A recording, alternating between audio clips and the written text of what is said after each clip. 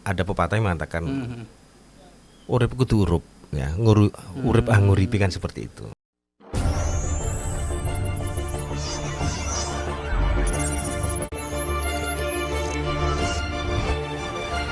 Oke, selamat datang Pak G di studio kami, Selamat Studio datang. 88. Terima kasih loh Pak, waktunya sudah menyempatkan waktunya ke sini. Sama-sama Mas Rian. Jauh-jauh dari Siap.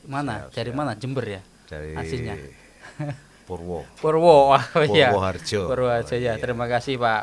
Siap. Mungkin di sini kan teman-teman juga banyak yang belum kenal nama jenengan, terus alamat jenengan di mana. Monggo Pak, diperkenalkan dulu. Nama lengkapnya siapa sih? Aku juga penasaran soalnya. Terima kasih Mas Rian. Selamat malam. Malam. Terima kasih atas kesempatan waktu.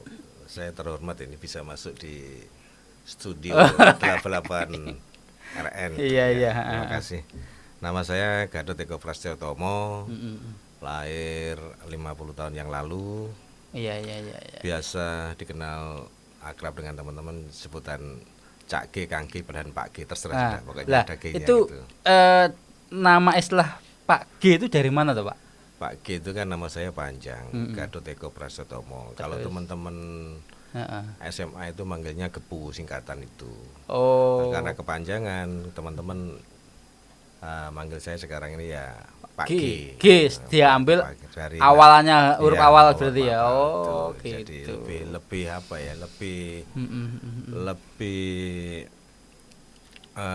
simple lah. Simple. Lebih mengenal. Oke, siap. Terus Pak G, jenengan ini sebenarnya asli mana? Saya asli Purwoharjo. Oh, berarti asli dari Purwoharjo ya? Asli dari Purwoharjo, kelahiran di Purwoharjo. Orang tua saya asli Tegal Trimo. Yang bapak, almarhum bapak, ibu asli Purwoharjo. Asli Purwoharjo. Oke. Pak G sendiri sekarang dikaruniai anak berapa sih? Dua ya. Laki-laki semua. Jagoan kabeh. Yang pertama umur 21 tahun sekarang. Tanggal 26 Agustus ini yang ke-21. Oh, alhamdulillah. Untuk yang kedua kelahiran 2006 bulan Juli tanggal 6. Jadi sekarang umur 15, kebetulan masih duduk di bangku kelas 3 salah satu SMA negeri di Purwoharjo. Oke. Ngapunten, agak didekatkan mic-nya biar. Siap. Gak usah dekat-dekat, gak apa-apa, sakilan mawon. Siap. Terima kasih. Jadi gini, saya kan sering kenal jenengan, terus berpapasan juga sama jenengan. Sebenarnya intensitas jenengan itu di pekerjaan di bidang apa sih Pak? Saya kebetulan banyak bergerak di bidang sosial Mas. Jadi di salah satu agen dari Pilar Persatuan dari Kementerian Sosial Republik Indonesia. Saya bergerak di kebencanaan. Jadi tugas saya adalah memberikan bantuan terhadap saudara-saudara kita yang kurang beruntung, kebencanaan dan sebagainya. Kita membuka dapur umum. Dan lebih khusus lagi, saya juga ada dari seksi pelopor perdamaian. Jadi tugas kami adalah memberikan pendampingan psikososial. Seperti contohnya kemarin yang terjadi tenggelamnya kapal Yunis di Selat Bali. Oh iya yang rame itu ya. Rame itu kami mendatangi para penyintas korban dari kapal Yunis, memberikan dampingan dan sebagainya. Iya. Berarti ini ya lebih ke kayak pertolongan gitu ya. Siap. Sosial ya maksudnya. Saya sebenarnya juga senang sekali di bagian sosial itu Pak. Ya wis berarti oke, saya bisa menangkap. Terus gini, mungkin dari kegiatan jenengan di sosial itu kayak kebencanaan itu, hal apa yang pernah jenengan alami itu gimana ya? Yang kayak menyentuh hati gitu, pernah ngalami nggak? Iya. Gimana coba sedikit diceritakan nggih. Jadi ketika seperti pernah terjadi di kapal Yunis kemarin kan, kedua orang tuanya misalnya tenggelam, tidak ditemukan. Juga waktu kemarin ada salah satu istri dari supir yang juga sampai hari ini belum diketemukan. Masya Allah, sampai saat ini. Sampai saat ini. Jadi kemarin itu ada 19 orang yang dinyatakan hilang, masih ditemukan sekitar 3 orang. Jadi dia dengan sabarnya menunggu berita sampai 4 hari 4 malam berada di posko darurat di Ketapang, sampai akhirnya 7 hari pencarian dihentikan. Dia kami antar melalui teman-teman sinergitas, ada dari Rapi, ada dari relawan yang lain, mereka antar sampai rumah dan sebagainya. Itulah yang paling, ya artinya ketika kami bisa memberikan pendampingan sosial, memberikan motivasi bahwa itu semua menjadi takdir, ya garisan tangan, maka jangan sampai setelah ada kejadian itu akan menjadi musibah yang lain seperti itu. Iya, benar-benar. Berarti ada ya yang sampai saat ini belum ditemukan ya? Iya. Ya, waktu itu sebelum kapalnya setelah kapalnya tenggelam, saya tuh kebetulan mau perjalanan ke Banyuwangi. Oh iya. Saya waktu itu dari Denpasar, ada acara di Denpasar. Terus waktu perjalanan sudah mendekati mau naik ke kapal, itu kok rame-rame, ada apa? Setelah saya turun, ternyata kapalnya itu baru saja tenggelam dan belum lama. Terus setelah saya tanya itu banyak berdatangan kayak mobil-mobil dari apa itu? Ya rescue. Iya, rescue, Basarnas banyak, terus ambulan kok banyak sekali. Wah, ternyata barusan saya terus mikir, untung saja saya belum saya belum naik, tapi waduh, saya khawatir di kapal. Akhirnya saya ngomong ke istri saya, nanti kalau di kapal kita harus dekat ke pelampung gitu ya. Itu sebenarnya kalau naik kapal itu prosedurnya sih gimana sih Pak untuk pelampungnya, terus atau kalau kayak ban apa namanya itu? Ban pertolongan. Iya, pertolongan tuh sebenarnya kita harus gimana? Kan banyak juga para sopir itu yang standby di mobil, istirahat tidur itu. Sebetulnya setiap perusahaan penyeberangan terutama ASDP itu kan juga sudah memberikan SOP yang ketat, Mas, terkait dengan manifest dan sebagainya. Memang tidak menutup kemungkinan ada beberapa penumpang yang dalam tanda petik tidak masuk manifest kan itu. Itu juga terjadi kemarin ketika kami menemukan beberapa penumpang yang tidak masuk manifest, itu ada sekitar 8 orang lah. Nah, itu termasuk pegawai kantin dan sebagainya, juga kru dan sebagainya itu. Mengenai APD untuk penyiapan pertolongan ketika terjadi hal yang tidak ringan, semua kapal sudah ada, Mas. Sebenarnya sudah ada ya. Sudah ada. Ketika pembakaran itu ada alat-alat pemadam kebakaran, kapal kecil, terus ban pelampung itu, penolong ketika terjadi dan sebagainya. Ya semua kembali ke takdir kan. Ya mungkin takdir ya. Kita nggak sempat ngambil itu, terus sudah. Ya benar juga sih. Ya semuanya kembali ke takdir juga. Kita nggak tahu juga takdir kita seperti apa. Saya jadi inilah ya wes. Terus mungkin apa sih pengalaman jenengan atau motivasi jenengan itu? Ya lebih ke motivasinya Pak. Kenapa jenengan kok sangat senang di dunia sosial ini? Yang memotivasi jenengan apa Pak? Sebetulnya awal itu mengalir tidak sengaja ketika ada teman menawari, ayo Mas gabung kita ke sosial. Oke lah. Pertama saya juga enjoy saja, mengalir saja. Tapi ketika semakin ke dalam, saya banyak bertemu dengan orang-orang, banyak teman dan sebagainya. Ketika kami harus menolong seseorang, ada sesuatu yang apa ya? Kalau dihitung secara materi tidak ada apa-apanya. Saya harus meninggalkan keluarga, meninggalkan dan sebagainya. Waktu kadang-kadang jam 12 malam ada kejadian juga harus ada di TKP, melaporkan data dan sebagainya. Di situ artinya kata ada pepatah yang mengatakan urip kudu urup ya, urip nguripi kan seperti itu. Jadi masnya ketika kita bisa membantu orang, berarti keberadaan kita kan bermanfaat terhadap orang lain seperti itu.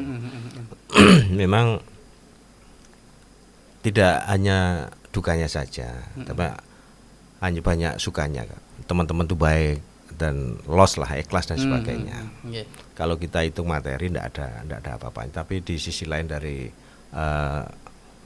kebahagiaan hati itu nggak bisa akeh dulur lah istilahnya.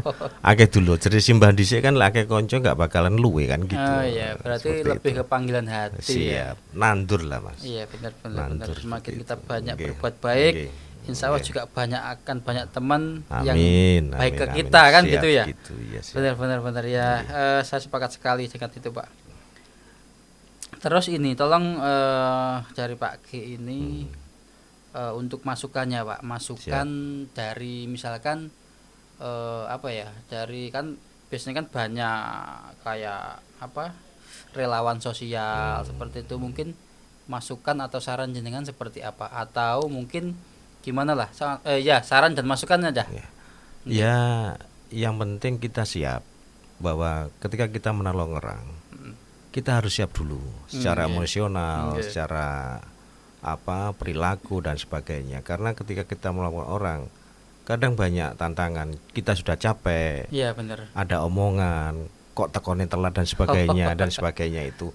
Kok ini mendata saja itu sudah biasa dan itu harus kita jangan dimasukkan hati karena angin lewat. Yeah. Karena tugas kita adalah melayani mereka itu, melayani mereka. Jangan sampai ketika kita sudah capek, tersulut, itu jangan sampai.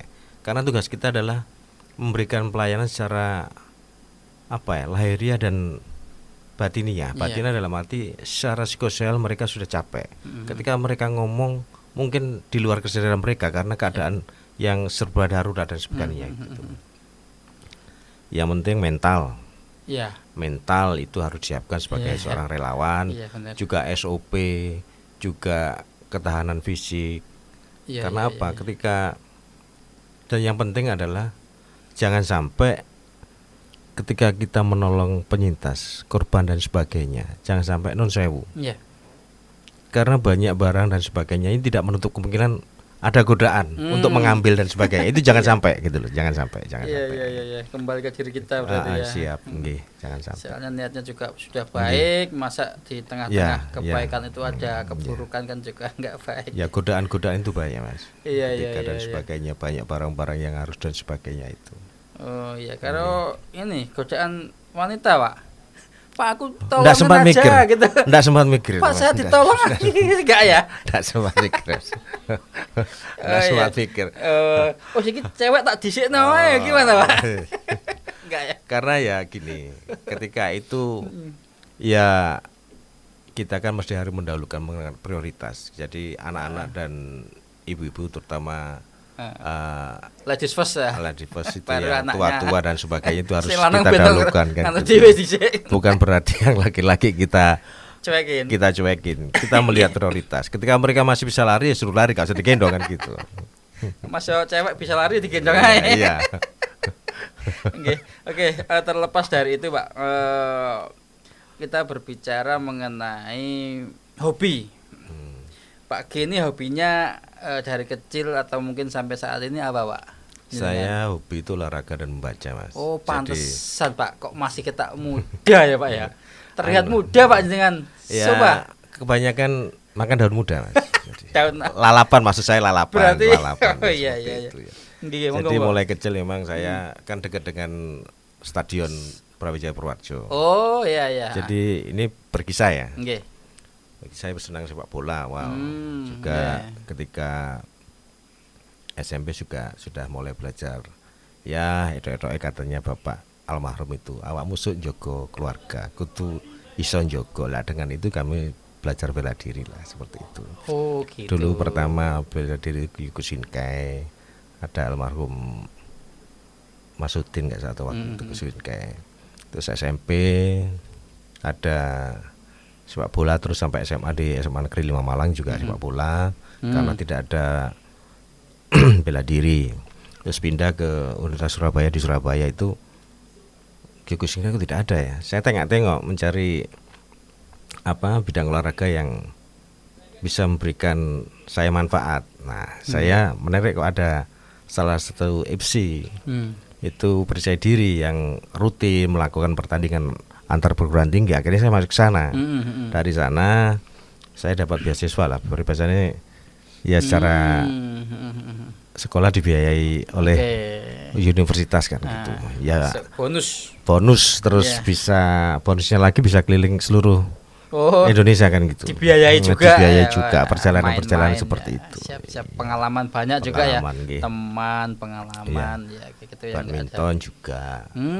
Selain suka bola, suka badminton. Badminton juga, Mas. Oh, bagus. Ya baik. Terus hobi lagi, apa yang lain? Ada enggak? Hobi saya mencari saudara. Mencari teman dan mencari saudara. Mencari saudara, mencari saudara. Oh iya. Jangan disalahartikan. Oh enggak ya, maksud saya saudara kayak gimana ini? Ada orang luar, Mbak aku sama belum jadi saudaraku. Semuanya dia aku saudara, semuanya saudara ya. Mungkin Mas Ria sendiri yang seperti itu ya. Ya mungkin namanya saudara kan tidak harus sekandung, saudara daging kan ya. Ada orang lewat tawar sudah mau jadi saudaraku Mbak. Mana ya? Mas Ria mungkin malah lebih banyak mencari saudari gitu ya. Enggak juga sih Pak. Kalau mereka sudah punya saudara ya saya enggak cari. Enggak cari ya. Nyari saudara yang belum punya saudara. Gitu ya. Gitu. Oke, gini. Saya itu waktu pertama kenal Pak G itu atau Pak G ini, saya mikir ini, kayak maksudnya itu jenengan itu di mata saya pertama kali saya lihat tuh apa ya, kayak terpancar apa ya Pak ya, inner beauty-nya kayak keluar gitu loh Pak. Berarti bukan kok masalah apa, maksudnya ini kan. Ternyata jenengan kan umurnya kan sudah 50-an ya. Ternyata masih baby face loh, Pak. Fresh. Itu tadi makanya saya katakan saya banyak makan daun muda, lalapan waktu itu. Sering lalapan itu ya. Berarti enggak suka ikan-ikan itu ya? Iya kadang-kadang lah. Ikan lewat. Garo gitu. Iya. Oke. Terima kasih Pak G sudah berbincang-bincang di studio kami. Semoga perbincangan kita kali ini bisa memotivasi teman-teman viewer kita di Studio 88 dan semoga apa yang kita bicarakan kali ini bisa membawa manfaat ke masyarakat luas khususnya di Indonesia ini. Gimana terus Pak G? Nanti sampai jumpa lagi, kalau kita undang jangan ini ya. Jangan kapok Pak ya. Terima kasih. Suatu Monggo. Kehormatan Mas Ria, terima kasih. Mohon maaf bila ada kata-kata yang kurang berkenan ya. Oh siap. Guyonan ini. Siap. Terima kasih. Siap. Wassalamualaikum warahmatullahi wabarakatuh. Waalaikumsalam warahmatullahi wabarakatuh.